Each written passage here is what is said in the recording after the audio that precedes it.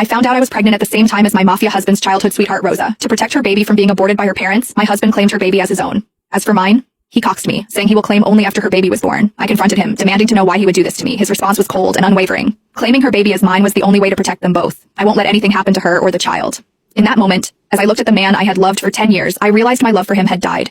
Not long after, my family condemned me, calling me a slut for having a child without a father and pressured me into getting an abortion. Meanwhile, my husband was in another city with his sweetheart helping her through her pregnancy. By the time he returned, I was already gone. I found out that my husband was accompanying his childhood sweetheart Rosa for her pregnancy checkup at my regular hospital this afternoon. Vincent, our baby looks so cute on the monitor. From the crack in the door, I saw Vincent's face lit up with a smile. Rosa was pointing at the monitor, and Vincent nodded, smiling back at her. If I didn't know that man was my husband, the father of my baby, I would have sworn they were a couple, happy and in love. Isabella Caruso, the doctor is ready for your examination, the nurse called. Vincent turned, his face drained of color, his eyes scanning the hallway. He must have heard my name. When his eyes landed on me, his mouth opened, but no words came out. I had been happily married to Vincent Falcone, my mafia husband, for nearly 10 years. This year, I was finally pregnant with his child.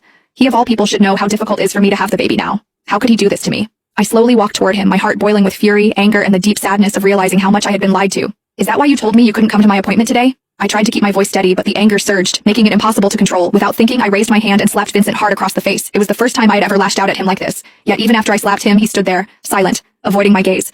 Your silence isn't helping, Vincent. You owe me an explanation. Vincent didn't move, but Rosa, who had been standing behind him, stepped forward, shielding him from my anger. Mrs. Falcone, Isabella, right? She said, her voice shaking. Blame it all on me. Vincent did nothing wrong. It was my mistake, Isabella. I'm the one who got pregnant. Blamed it all on you, huh? I scoffed, the bitterness in my voice clear.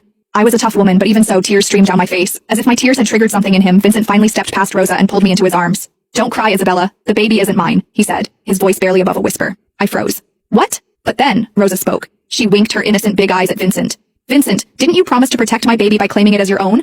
Why are you telling her now? Protect her baby? What the hell was going on? I broke free from Vincent's arms and stared at him. What the fuck is happening right now, Vincent? What the hell is she talking about?